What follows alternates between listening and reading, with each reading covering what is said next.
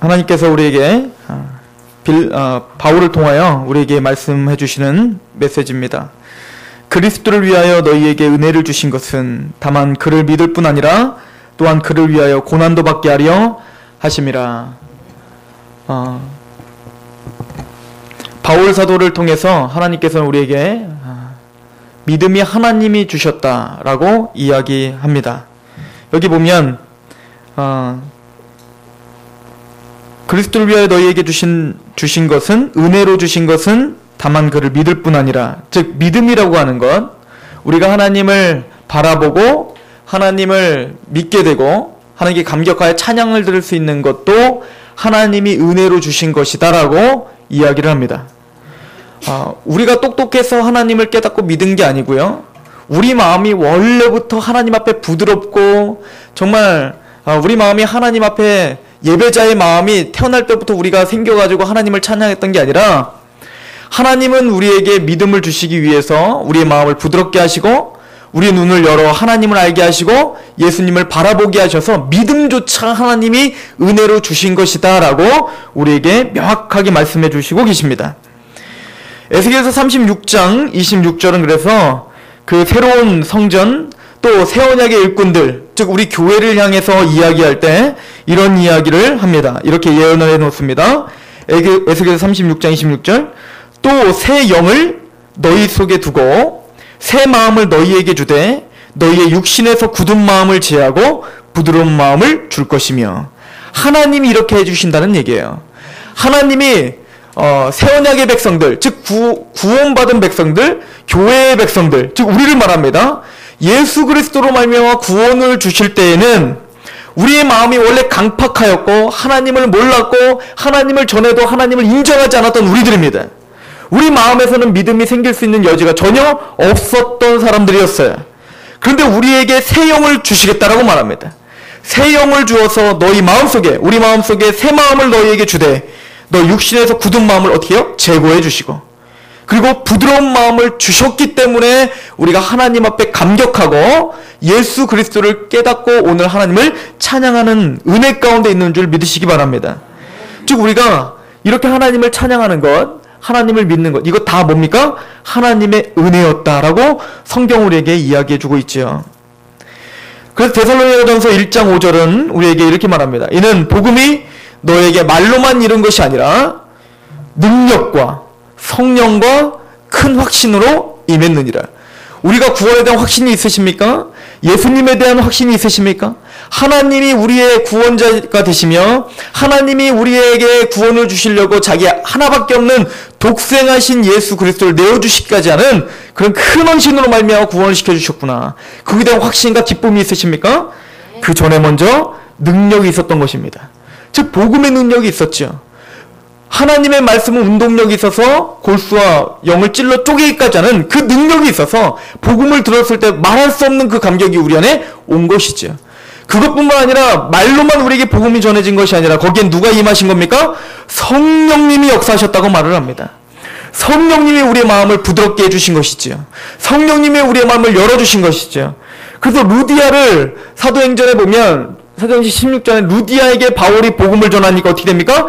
주께서 그 마음을 열어 바울의 말을 청종케 하신지라. 우리의 지혜로는 하나님을 알 수 없습니다. 우리의 마음으로는 하나님을 찬양할 수 없습니다. 그런데 우리가 믿음이 생기고 하나님 앞에 이렇게 찬양할 수 있는 것, 결론은 누구의 은혜라고요? 하나님의 은혜다. 이것을 지금 사도 바울은 이야기해주고 있는 것입니다. 그래서 다시 한번 오늘 본문으로 가보시면, 그리스도를 위하여 너희에게 은혜를 주신 것은, 은혜를 주신 것은 다만 우리에게 뭘 주신 거예요? 믿게 하신 것. 이것도 뭐에 포함되어 있다?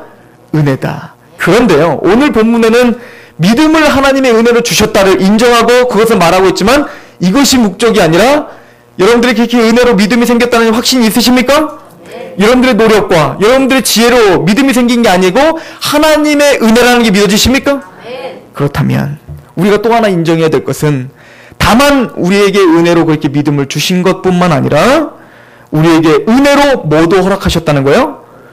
고난을 허락하셨다는 게 오늘 본문의 핵심입니다. 인정하기 힘든 이야기지만 또 우리의 삶 가운데 이런 고통과 고난 앞에 섰을 때는 이것을 하나님 앞에 고백하기는 참 힘든 이야기지만 오늘 사도 바울은 우리에게 이야기합니다.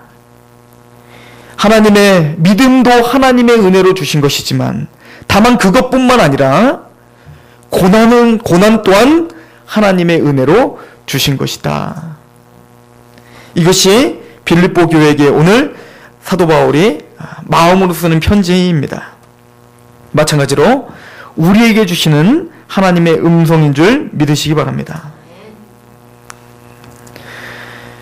하나님은 우리에게 은혜를 주시되 믿음을 주십니다. 믿음의 눈을 열어주시는 것이죠.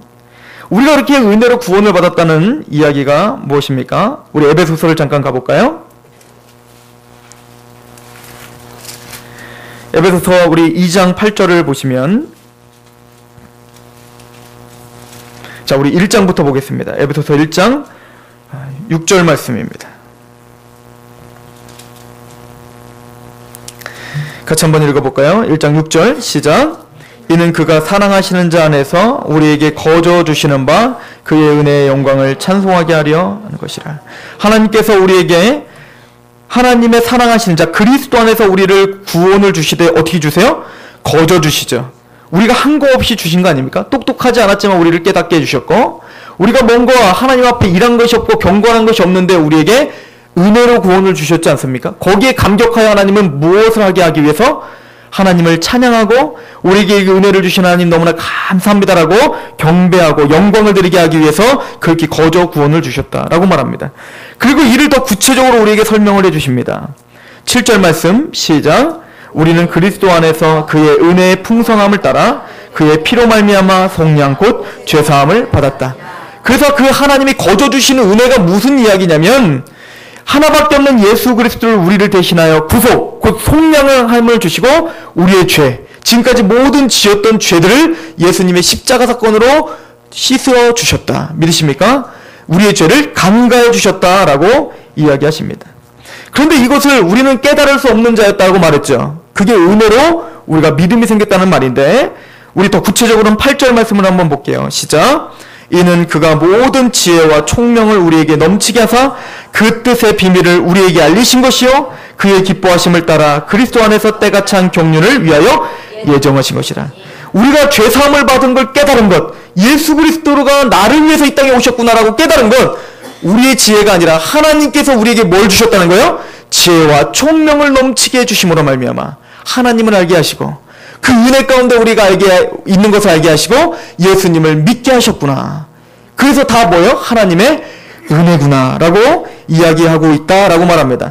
이것과 동일한 말로 우리 골로새서를 한번 더 봤으면 좋겠습니다. 골로새서 1장, 은혜로 믿음을 주셨다는 말을 조금 더 정리하는 거겠죠. 골로새서 1장입니다. 13절, 우리 14절부터 보겠습니다. 14절, 똑같은 에베소서와 동일한 얘기를 하고 있죠. 시작. 그 아들 안에서 우리가 속량 곧 죄사함을 얻었도다. 믿어지십니까? 이게 하나님의, 이걸 깨달았다면 하나님의 은혜입니다. 그런데 이렇게 구속 곧 죄사함을 받았다라고 하는 얘기는 다른 말로 얘기해서 13절과 같은 이야기가 됩니다. 한번 13절 말씀 읽어보겠습니다. 시작. 그가 우리를 흑암의 권세에서 건져내사 그의 사랑의 아들의 나라로 옮겨. 이제 우리의 소속은 흑암의 권세, 죄 가운데 소속이 아니라 사단의 권세의 소속이 아니라 누구의 권세 아래로 우리가 옮겨졌습니까? 하나님의 아들의 나라. 즉 누구의 시민권자가 됐어요? 하나님의 시민권자가 되었다. 제가 빌립보서를 강의하기 전에 이런 이야기한 거 기억나십니까? 빌립보서는 삶에 대한 이야기를 하고 있지만 그 삶에 대한 이야기 안에 뭐가 담겨져 있냐, 이런 교리들이 담겨져 있는 겁니다. 이런 구원에 대한 올바른 교리가 온전히 정리가 되지 않고서는 빌립보서가 이해가 되지 않는 것입니다. 자, 우리 빌립보서로 다시 한번 가보세요. 오늘 말씀을 다시 한번 보도록 하겠습니다. 빌립보서 1장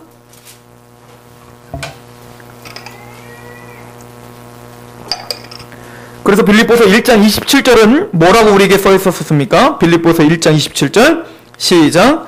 오직 너희는 그리스도의 복음에 합당하게 생활하라. 이 생활하라 라고 할 때 생활하라는 무슨 뜻이 된다고요? 시민 노릇하라. 우리 그 풋노트에 달려있죠? 즉 그래서 사도 바울은 복음에 합당하게 생활하라 할 때 무슨 단어를 썼다고요? 우리가 하나님의 시민권자다. 그러므로 시민권자답게 그 앞에 행하라. 이렇게 말하고 있다. 즉 우리는 이미 예수 그리스도의 은혜로 말미암아 우리는 이제 뭡니까? 흑암의 권세에 속해 있는 것이 아니라 하나님의 시민권자가 되었다. 하나님의 나라의 아들이 되었고 하나님의 자녀가 되었다. 하나님의 딸이 되었다. 영접하는 자 곧 그 이름을 믿는 자에게는 하나님의 자녀가 되는 권세가 주어졌다. 이 얘기는 이제는 이 세상은 누가 다스립니까? 물론 하나님이 다스리십니다. 그러나 어느 정도 이 세상 공중권세는 누가 잡았습니까? 사단이 잡았습니다. 그래서 이 세상 문화와 이 세상의 흐름은 계속 하나님을 대적하는 문화로 자꾸 흘러가게 되어 있습니다. 왜 그럴까요? 그 사단의 권세 아래 있는 죄 가운데 있는 많은 사람들이 자기 욕심대로 행하기 때문에 그런 사람들이 가정을 만들고 그런 사람들이 뭡니까? 이 세상 나라를 만들고 그러다 보니까 전쟁이 나오고 자기 욕심대로 행하여서 어떻게 합니까? 어찌하든 이기적으로 자기가 잘 먹고 잘 사는 것만이 인생의 행복이라고 거짓 메시지를 우리에게 말하고 있습니다. 많은 대중 매체를 보십시오. 많은 드라마를 보십시오.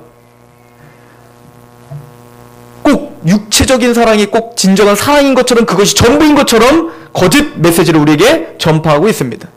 또 그럴듯하게 사람보다 남들보다 좀 더 멋있게 사는 것이 행복이라고 드라마나 많은 영화들을 우리에게 이미 이야기해주고 있습니다. 하나님이 말하는 복, 하나님이 말하는 행복, 그거는 전혀 다른 메시지를 우리에게 심어주고 있고 우리는 알게 모르게 거기에 지금 휩쓸려 살고 있습니다. 그런데 성경은 이제 우리는 이 세상에 소속된 사람이 아니라 우리가 어디에 속해 있는 사람이라고 말합니까? 하늘에 속한 사람. 그래서 빌립보서 3장 20절은 우리에게 뭐라고 선포합니까? 같이 한번 읽어봅시다. 빌립보서 3장 20절 시작. 그러나 우리의 시민권은 하늘에 있는지라 거기로부터 구원하는 자 곧 주 예수 그리스도를 기다리노니. 아멘. 우리는 이 세상에 살고 있지만 이 세상의 흐름 가운데 아무 힘없이 휩쓸려 사는 사람이 아니라 어디에 소속된 사람이다? 하늘에 소속된 하나님의 나라, 하나님의 법칙이 나를 주장하고 있는 사람이에요. 이 세상의 헌법과 이 세상의 친구들의 어떤 이야기들이 나를 끌어가는 게 아니에요. 저 부동산이 좋다더라. 저 부동산을 우리가 사야 된다더라. 저 아파트를 사야 된다더라. 아니면 저것을 사야 된다더라. 지금 이게 유행이라더라. 이런 유행과 모든 세상의 풍조가 나를 이끌어가는 것이 아니라 하나님의 말씀이 나를 이끌어가는 사람. 이것이 구원받은 사람이다 라고 이야기합니다. 이것이 온전히 하나님의 은혜를 깨달은 사람이다 라고 이야기를 합니다. 그러다 보니 구원을 받은 사람은 누구의 대적자가 됩니까? 사단의 대적자가 되고 이 세상의 풍조의 대적자가 됩니다. 그럼 자연스럽게 지금까지는 이 세상 풍조대로 사는 것이 너무나 쉬운 삶이었고 그러나 우리가 이 세상에 살아가는 것이 어느덧 갑자기 힘든 삶이 시작되게 될 것입니다. 제가 복음을 전하면 반드시 하는 이야기가 있습니다. 복음을 전하고 혹시 복음을 그 앞에서 하나님의 은혜로 구원을 받은 사람이 있다면 저는 반드시 그 이야기를 합니다. 지금까지는 사단이 당신을 공격할 이유가 없었습니다. 왜냐면 그냥 살아가는 것이 사단 편이기 때문에 그렇습니다. 그러나 만약에 당신이 진짜 예수 그리스도의 은혜를 깨닫고 하나님을 믿고 예수 그리스도를 믿는 하나님의 백성이 됐다면 사단은 당신을 가만둘 수가 없게 돼 있습니다. 제가 어떠한 자매에게 성경 공부를 하고 그런 메시지를 줬습니다. 참 놀랍게 하나님의 은혜를 깨달은 자였어요. 정말 그 아이는 하나님을 정말 믿고 예수 그리스도께 예수님을 믿는 그거에 대해서 생각할 수도 없는 아이였습니다. 그 가정이 다 크리스찬 가정이었지만 예수님을 믿고 교회를 다니는 것이 정말 싫었던 아이였습니다. 근데 하나님의 은혜로 믿음이 생겼어요. 저도 그 아이가 믿음이 생기고 눈물을 흘리며 거기에 감격하는데 저도 깜짝 놀라요. 전했던 저도 깜짝 놀랄 만큼 저도 감격을 받았습니다. 그리고 제가 그 아이에게 이렇게 이야기했습니다. 복음을 듣고 하나님의 백성이 됐으니까 사단이 너를 가만두지 않을 것이다. 반드시 지금까지는 예배 나오고 시간을 할애하는 것이 굉장히 쉬울 수 있는데 이제부터는 교회를 나가려면 갑자기 무슨 일이 생기고 이런 일도 생길 수 있고 여러 가지 생각하지 못했던 그런 아픔이 너에게 찾아올 수도 있다. 왜냐? 사단은 너의 믿음을 어찌하든 흔들려고 하기 때문에 그렇다. 그리고 일주일 뒤에 제가 일주일에 한 번씩 성경 공부를 하느냐고 만났습니다. 일주일 뒤에 만나서 저한테 이렇게 이야기합니다. 진짜예요. 정말입니다. 깜짝 놀랐어요. 제 예언이 딱 맞았다라는 거예요. 이게 무슨 얘기냐? 그랬더니 이제 구원을 받고 너무너무 기뻐서 그러고 있는데 이제 요번 주부터 교회를 잘 나가야지 그러고 있었는데 갑자기 어떤 예전부터 알고 있었던 어떤 언니한테 전화가 왔었다는 겁니다. 전화가 왔는데 굉장히 한 3년 만에 만난 언니였대요. 3년이 4년인지 하여튼 굉장히 오랜만에 만난 언니였는데 너무 보고 싶었던 언니라 딱 만나고 갔더니 이제 저녁도 사준다고 하길래 그걸 같이 만나고 회사 퇴근해서 만나고 이렇게 이뻐서 만나고 있는데 알고 봤더니 다단계 사기를 데려가려고 사귀어 이렇게 했던 겁니다. 그걸 깨닫고 너무 상심이 된 거예요. 야, 어떻게 그렇게 오랜만에 만난 언니가 나를 속이려고 그것 때문에 인간관계에 있어서 너무 실망을 한 겁니다. 그래서 한편에 이런 마음이 생기더라는 거예요. 아니 예수님을 믿었는데 왜 더 좋은 일만 했어야지 왜 갑자기 이런 일이 있는 거야? 또 좀 있으니까 갑자기 회사에서 또 여러 가지 일로 원래 주일날은 편하게 내가 쉬는 날이었는데 갑자기 일들이 막 생기더라는 거야. 그래서 어떻게 했냐? 저 물어봤어요. 그랬더니 그 아이가 이렇게 갑자기 제가 했던 이야기가 생각이 났답니다. 그래서 이렇게 선포했대요. 야 사단아, 지금까지는 네가 나를 마음대로 그렇게 끌고 다닐 수 있었지만 지금부터는 안 돼. 그리고는 그렇게 선포했더니 하나님께 예배드릴 마음이 다 생겨서 이겼다는 것입니다. 뭐 이런 이야기입니다.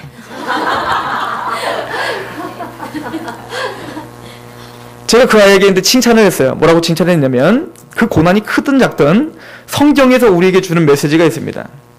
그런 고난 가운데 그 사단의 어떤 공격 가운데 이길 수 있는 방법이 있는데 그것은 뭐냐면 예수 그리스도로 말미암아 사단이 이미 정복당했다는 것을 선포하는 것이다.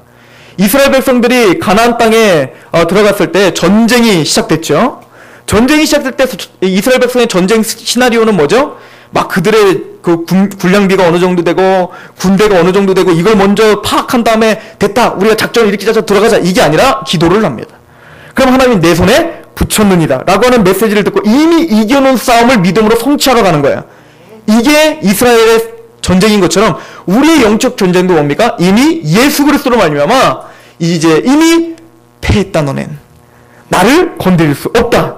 머리털 하나를 건드릴 수 없다라고 선포하고 사단을 힘있게 대적할 때 우리에게 그 전쟁에서 승리할 수 있는 힘이 생기더라. 이게 성경이 주는 메시지예요. 제가 이 이야기를 왜 합니까? 우리가 구원받은 사람들, 하나님의 백성이 된 사람들에게는 고난이 하나도 없고 행복한 일만 있고 기쁜 일만 있고 정말 좋은 일만 생긴다. 아니요. 그런 일은 없습니다.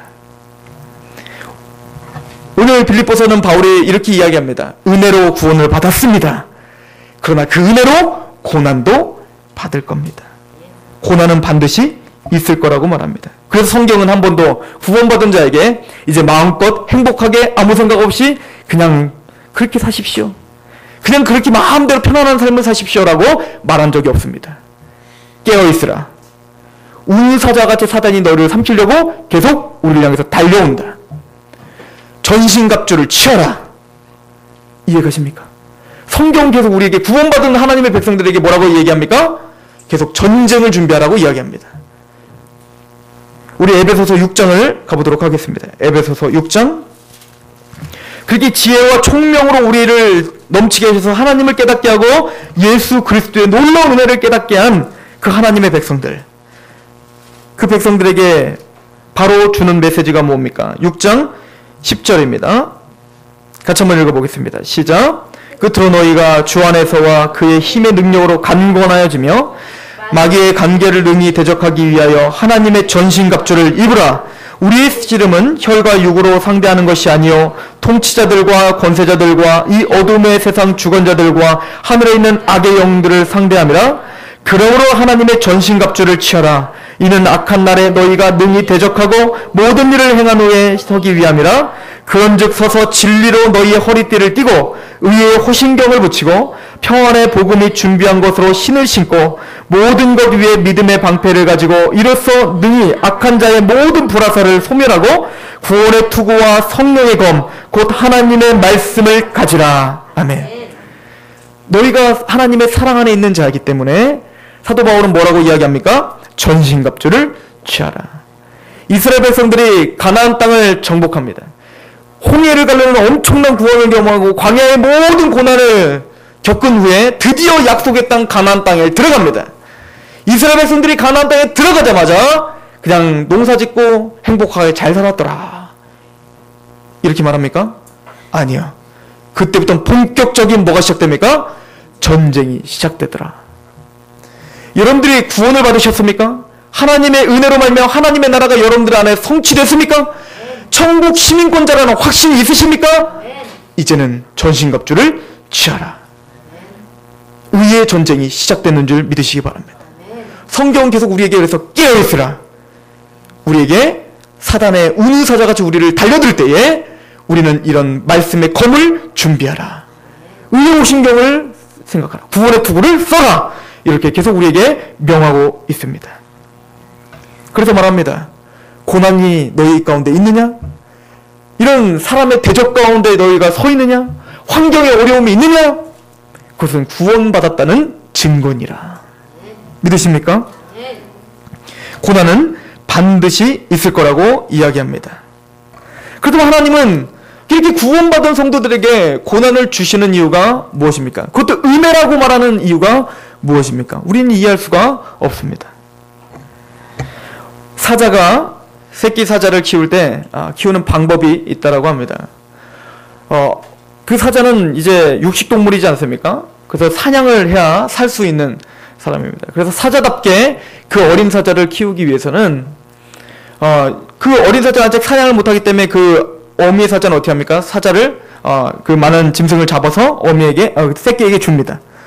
그럴 때는 그 사자는 완전히 죽여서 주지 않는다고 합니다. 숨을 꼴딱꼴딱 조금 이렇게 하고 숨을 쉬고 뭔가 움직이게 해서 사자 새끼에게 준다는 거예요. 근데 그 이유가 뭔 거 아니?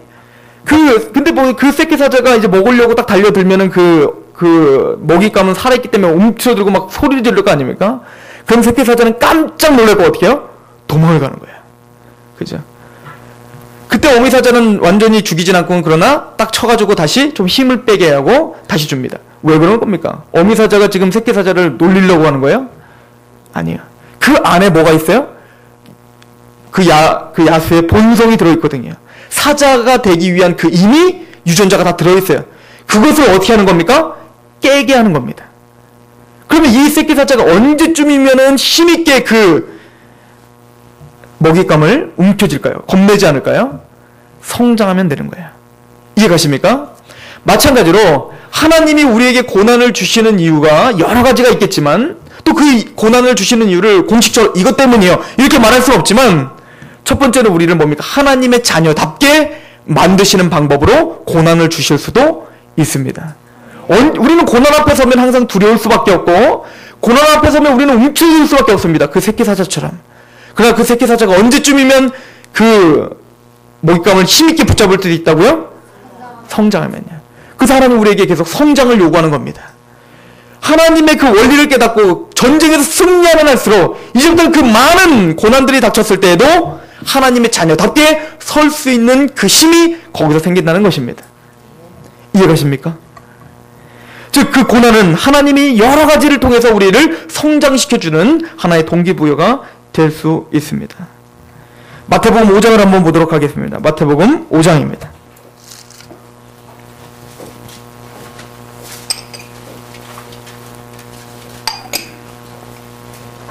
5장 10절에서 12절 말씀이에요. 같이 한번 읽어보겠습니다. 시작. 의를 위하여 박해를 받는 자는 복이 있나니 천국이 그들의 것입니다. 나로 말미암아 너희를 욕하고 박해하고 거짓으로 너희를 거슬러 모든 악한 말을 할 때에는 너희에게 복이 있나니 기뻐하고 즐거워하라. 하늘에서 너희의 상이 큼이라. 너희 전에 있던 선지자들도 이같이 박해하였느니라. 또 하나는 이런 세상적인 진짜 실제적인 육체적인 어떤 핍박이 가해졌던 시대에서 또 오늘날은 우리가 이런 실제적인 핍박이 가해지진 않잖아요. 예수님 믿는다고 해서 우리를 막 뭐 순교하게 한다거나 갑자기 막 육체적으로 막 때린다거나 요즘은 그렇게 하지 않죠. 그러나 이거와 맞먹는 많은 핍박들이 우리에게 있는 게 사실입니다. 과학만능주의가 오늘날 진리를 향해서 공격을 해오고 있고요. 많은 세상의 풍조가 우리의 믿는 바를, 우리의 진리의 도가 거짓이다. 너희는 잘못됐다. 그 원리는 이 세상의 승리의 원리가 아니다라고 계속 우리를 핍박해올 수도 있습니다.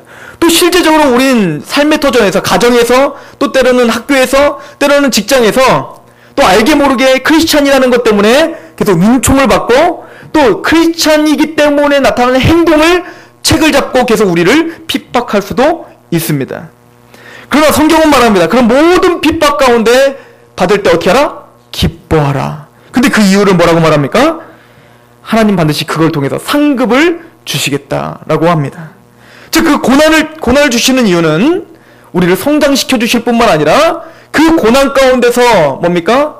하나님은 우리가 그 고난을 이길 수 있는 이유에 대해서 이야기할 때 하나님 반드시 우리의 눈물을 닦아주시고, 그 고난 가운데서 당했던 그 모든 것보다도 더 크게 우리에게 상급을 주신다라고 약속하기 때문에 우리는 감히 이 고난을 기쁘게 받아라 라고 주님께서 말씀하시는 것 같습니다. 특별히 히브리서 11장 24절부터는 모세의 믿음에 대해서 이야기합니다. 우리 이 말씀을 같이 좀 찾아서 읽었으면 좋겠는데요. 히브리서 11장입니다. 11장 24절부터 한번 보도록 할까요? 같이 한번 읽어보도록 합니다. 시작. 믿음으로 모세는 장성하여 바로의 공주의 아들이라 칭함을 받기를 거절하고 도리어 하나님의 백성과 함께 고난받기를 잠시 죄악의 낙을 누리는 것보다 더 좋아하고 그리스도를 위하여 받는 수모를 애굽이 모든 보화보다 더 큰 재물로 여겼으니 이는 상 주신 아멘. 모세가 이런 고난 가운데서도 그렇게 참고 견딜 수 있었던 이유가 뭐였습니까? 상 주심을 바라봄이라. 하나님께서 반드시 이 고난을 통과하고는 하나님이 상을 주실 것이다. 나에게 보상을 해주실 것이다. 이거에 관한 확신이 있었다는 얘기예요. 이것이 반드시 이 땅에서 주시는 상급일 수도 있습니다. 이것을 부인하는 게 아니에요. 여러분들이 이 고난이 지난 후에 하나님은 그 고난 가운데서 모세는 뭡니까? 40년의 고난의 세월 통해 아무런 무의미한 시간이 아니었고 단순히 힘든 시간뿐만 아니었고 모세를 낮추는 시간이었습니다. 모세가 고난을 통과했을 때 뭡니까? 하나님만을 의지할 수 있는 복이 모세에게 임했습니다. 또 하나는 무엇입니까? 40년 동안 아무 의미 없다고 생각했지만 알고 봤더니 어땠어요? 40년 동안 이스라엘 백성들을 목자로서 인도할 수 있는 그 준비가 어디서 됐습니까? 40년 동안 그 미디안 광야 땅 고난의 시간에 한 마리의 양을 치면서 어떻게 했습니까? 진짜 목자의 마음을 배울 수 있었습니다. 그러니까 우리는 이해할 수 없었습니다. 모세는 그때는 이해하지 못했지만 그 고난을 다 지나고 보니 하나님은 놀랍게 나를 뭔가를 준비시켜 주셨구나. 그리고 자기의 마음을 하나님 앞에 낮춰주시고 하나님을 의지하는 방법을 알려주셨구나를 모세는 다 지나고 깨달을 수 있었던 것이죠. 마찬가지로 우리도 지금 당장 우리가 처해 있는 고난을 제가 해석해 드릴 수는 없습니다. 병이 나셨습니까? 그거는요 이거요. 이렇게 누구도 여러분들에게 판단하거나 여러분들에게 해석해 줄 수 없습니다. 그건 비밀이에요. 그러나 제가 확신컨대 하나님은 아무 의미 없이 구원받은 우리에게 그런 고난을 주시진 않습니다. 우리를 뭔가 성장시켜 주시고 또 우리의 환경을, 그런 환경을 통해서 반드시 뒤를 돌아봤을 때 하나님이 이래서 나에게 이렇게 고난을 주실 수 있었구나라고 눈물을 흘리며 감격할 날이 반드시 있을 것입니다. 그게 상급이에요. 그 소망이 우리에게 반드시 있습니다. 그래서 고난도 은혜라고 말해요. 지금은 하나님께 원망할 수밖에 없지만 반드시 그 원망을 하나님은 기쁨의 웃음으로 만들어 주실 것입니다. 히브리서는 이걸 말하는 겁니다. 모세에게 믿음으로 모세는, 이 말은 우리처럼 모세도 뭡니까? 하나님에 대한 믿음, 보이는 세계가 아니지 않는, 보이지 않는 그 모든 힘 가운데 하나님이 내 인생을 주장해 준다는 그 믿음, 예수 그리스도로 말미암아 내가 구원받는다는 그 믿음, 누가 주신 겁니까? 하나님이 주셨어요.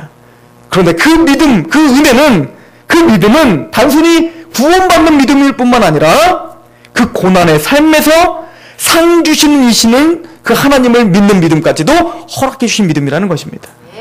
그래서 구원받은 자는 오늘날의 고난을 단순히 보여지는 상황에서 끝나는 것이 아니라 하나님의 뭔가 뜻이 있구나. 반드시 나에게 상을 주신다. 하나님 나에게 소망을 주신다. 그리고 이것은 다음 세계에 하나님의 나라에서는 더 큰 상급으로 나에게 주어진다라고 하는 확신이 오늘 그 고난을 기쁨으로 인도하는 능력이 될 줄로 믿습니다. 여기는 하나님의 은혜가 반드시 있어야 됩니다. 그래서 사도 바울은 말하는 겁니다. 하나님의 은혜로 너에게 믿음을 주신 것뿐만 은혜가 아니라 고난을 주신 것도 은혜다. 그것은 은혜로, 하나님의 은혜로 해석할 수 있는 것이며, 그 은혜가 있어야 그 고난이 소망으로 바뀔 수 있는 것입니다.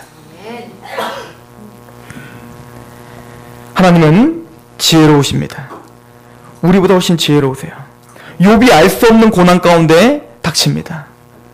그러나 그 고난을 통해서 하나님은 마침내 욥이 귀로만 들었던 하나님을 눈으로 직접 뵙는 체험을 합니다.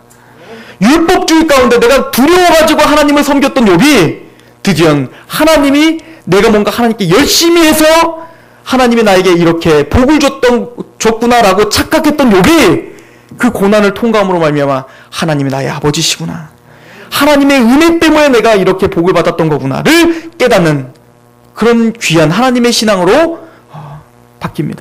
욥은 그러나 그 고난 가운데서는 그 의미와 그 고난에 대한 해석을 제대로 할 수 없었습니다. 그러나 마침내는 귀로만 들었던 하나님, 내가 눈으로 당신을 봅니다라고 찬양할 수밖에 없었던 것처럼 우리의 심령과 우리의 삶도 하나님 반드시 그렇게 합력하여 선을 이루실 줄로 믿습니다. 그것이 우리가 믿는 하나님의 놀라운 축복입니다. 제가 우스운 이야기를 하나 하겠습니다. 제가 안산에서 청년으로 있을 때예요. 전도사 하기 전에 청년으로 있을 때, 근데 저한테는 굉장히 큰 고민이 있었습니다. 어떤 고민이냐면, 제가 구원을 받고 복음을 전했는데, 복음을 전하고 제 양들이 이제 생겼을 거 아닙니까? 복음을 들었던 그 양들 중에 복음을 듣고 이제 막 기뻐하고 있는 그 아이들에게 고난이 자꾸 닥쳐오는 겁니다. 차라리 저한테도 고난이 닥쳐오면 그냥 저는 이기면 되는데, 제 양들이 자꾸 그 고난 때문에 힘들어하고 그거를 저한테 자꾸 이제 하소연하고 이야기하는데, 제가 그것 때문에 제가 해석해 줄 수도 없고, 그렇다고 다 참어, 하나님이 다 그렇게 해주시면, 이렇게 말해준다고 지금 이게 해결되는 게 아니잖아요. 차라리 내가 그냥 고난 닥치면 하나님 그렇군요, 그리고 제가 이기면 그만이지만, 제 양들이 저한테 복음을 듣고 막 그렇게 기뻐하고 있는 애한테 갑자기 집이 막 갑자기 어려워지고, 그런 아이들이 2명이나 생기고, 또 한 아이는 막 자기가 연예인 하겠다고 막 우리가 복음을 듣고, 자기를 하나님의 연예인으로 부르는 게 맞다고, 연예인이 정말 이 복음이 다 들어야 된다고 그랬는데, 연예인을 했는데 그 연예 회사가 돈이 없어가지고 그냥 이게 잘 진행도 안 되고 원망만 생기는 거예요. 그 나름대로 얼마나 큰 고통 가운데, 어떤 아이는 갑자기 빚더미가 돼가지고 매일 아침마다 빚쟁이가 집에 찾아오는 겁니다. 그러니까 그 무너진 마음으로 이제 잘 한번 예수님 믿어보려고 했는데 갑자기 그런 고난이 닥치니, 그리고는 저한테 그런 거 고민을 상담하니 제가 뭐라고 대답해 줄 수 있겠습니까? 그러다 보니까 제가 다 봤더니 돈 문제예요. 다 돈 문제. 연애 문제도 돈만 있으면은 다, 사실은 얘가 지금 막 히트하고 막 다 연예계로 지금 진출할 것 같고, 그 두 아이도 막 돈만 있으면 다 집이 회복돼갖고 다 행복하게 신앙생활 잘할 수 있을 건데, 다 돈 문제야. 그래서 제가 로또를 샀어요. 우스운 얘기면 제가 로또를 샀다고요. 얼마나 답답했으면. 그래서 우스운 얘기라고 제가 말씀드렸던 겁니다. 로또를 하나 제가 산 겁니다. 그 마음에서 하나님 로또가 되게 해주세요. 그 마음으로 로또를 냈어요. 왜냐면 이것만 있으면 다 해결될 것 같아요. 그래서 그리고 또 제가 그때 이제 뭐 부산에서, 대전에서, 청주에서 막 저한테 막 성령부를 막 해달라고 막 연실 전화가 오는데, 사실은 제가 기름값이 없어갖고, 제가 그때 백수였으니까요. 하나님 로또만 되면 제가 딴짓 안 하고 제가 기름값 해가지고 제가 성경보러 다니고, 얘네들 다 정리해갖고 얘네들 하나님 다 회복해서 예배 잘 드리게 해주세요, 이렇게 하는 마음으로 로또를 산 겁니다. 창피한 일이죠. 근데 그래서 제가 좀 창피해가지고 원래 5개씩 할 수 있더라고요. 근데 하나만 했어요. 하나만. 그 중에 하나만. 월요일날 했습니다. 이야, 기가 막힙니다. 로또를 딱 하니까요, 제 마음에 꼭 그때 1등이 그때 30억인가를 탔어요. 그러니까 그 30억 꼭 내 꼴이 된 것 같아요. 그러니까 막 너무 마음이 부유해져가지고, 야, 로또 이게 30억 될 것 같아. 제가 그리고 제 욕심물을 제가 쓰려고 한 게 아니라 다 하나님의 나라를 위해서 쓰려고 한 거 아닙니까? 그런 마음이 있으신 분들은 지금 접으라고 제가 이 예화를 드는 거예요. 그러니까 이게 꼭 될 것 같은 거예요. 기가 막히죠. 그러고 있다가 제가 수요일쯤에 제 동역자 어떤 사람을 만나서 제가 이야기했어요. 형제는 30억이 생기면 뭐 할래요? 그랬더니 저는 30억이 안 생기도록 기도하겠다는 거예요. 그래서 제가 뭐가 돼요? 아니 알겠다고, 거룩하다고 알겠다고. 근데 30억 생기면 뭐 할 거냐고. 그랬더니 저는 자기가 얼마나 타락해서 30억이 생기면 하나님을 의지하지 않고 난 돈만 의지할 수밖에 없기 때문에 나는 30억이 안 생기도록 기도하겠다는 거예요. 잘났다. 근데 저는 제 마음은 30억이 생겼으면 좋겠는데 뭐. 그리고 이제 일주일이 다 끝나고 토요일날 제가 그때 청년 예배를 드리고 이제 집회를 갔습니다. 그때는 이제 전도사가 아닐 때요. 상록교회에. 근데 딱 도착하면 그때 서울에 도착하면은 예배 끝나면 11시 반에서 12시 정도 됩니다.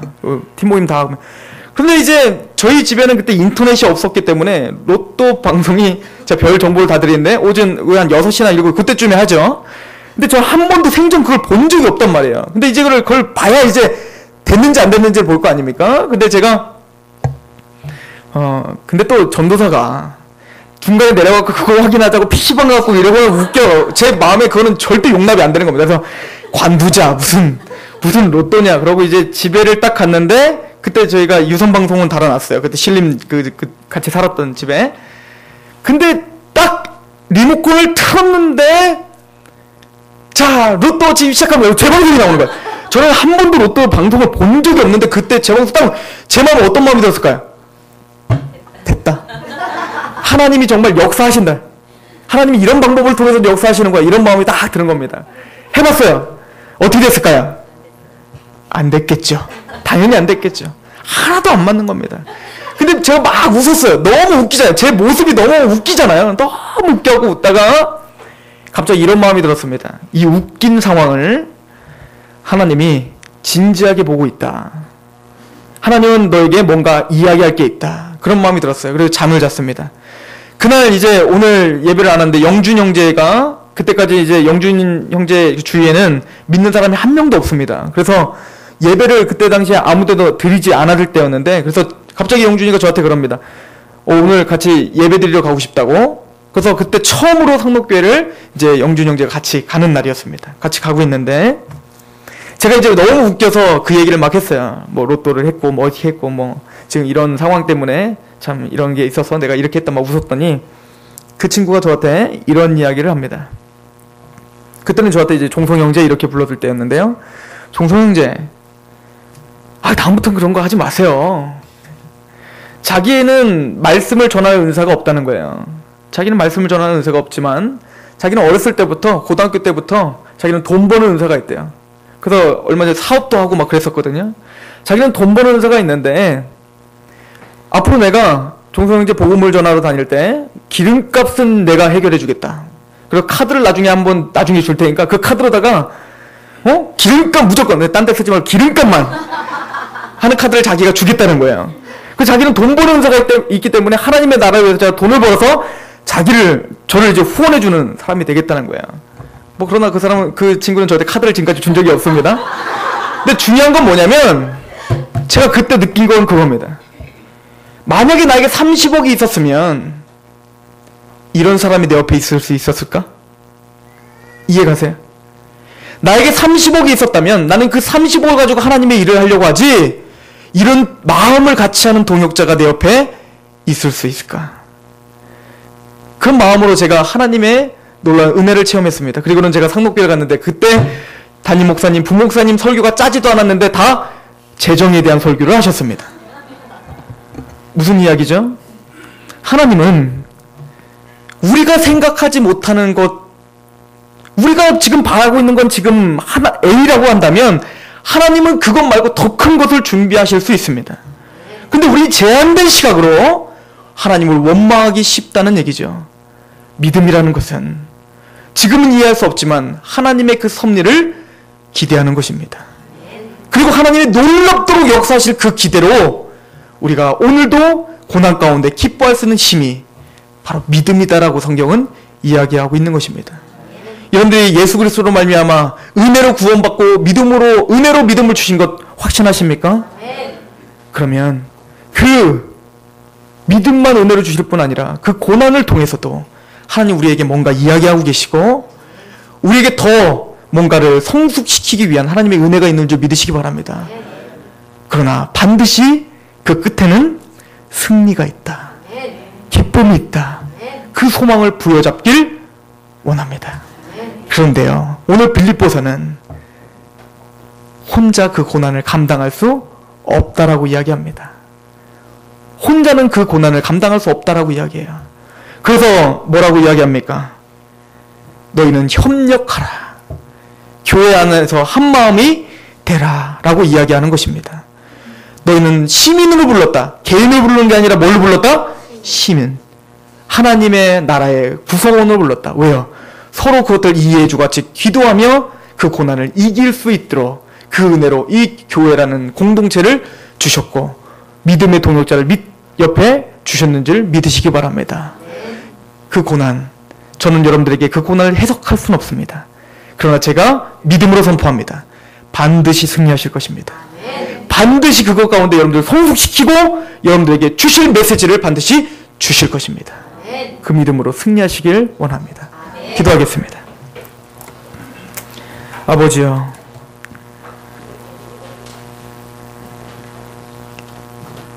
우리 가운데 있는 고난들이 있습니다.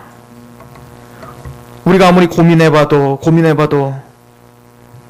이길 수 있고 헤어나올 길이 없는 그런 고난이 때로는 우리 가운데 있을 수 있습니다. 아버지요, 하나님을 믿는 자로서 건강하게 살아야 되는데 왜 나에게 이런 병이 옵니까? 하나님의 사람으로 우리 가정이 행복해야 되는데 왜 우리 가정 가운데 이런 불행이 또 옵니까?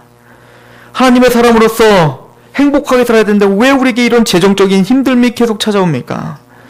하나님이여, 하나님의 사람으로서 사업이 정말 잘 돼야 될 터인데 왜 사업이 자꾸 이렇게 안 됩니까?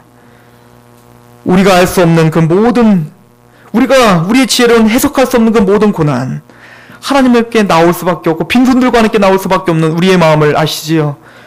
우리 연약함을 돌봐주신 하나님, 그러나 우리가 말씀으로 다시 한번 위로를 받습니다. 마침내는 승리케 하시고 상급을 주시고 우리를 성장케 하실 그 은혜를 바라고 오늘 하루 서 있사오니 우리를 도와주옵소서. 우리에게 함께 싸울 수 있는 동역자를 주셨사오니 옆에 있는 동역자를 위해서 기도하게 하여 주시고 옆에 있는 동역자와 함께 같이 위로를 받고 도전을 받고 하나님의 나라를 힘있게 확장하는 그런 하나님의 백성으로 우리를 세워 주옵소서. 그렇게 하실 하나님을 기대합니다. 예수 그리스도 이름으로 감사하며 기도합니다. 오늘 말씀 생각하시면서 찬양하십니다.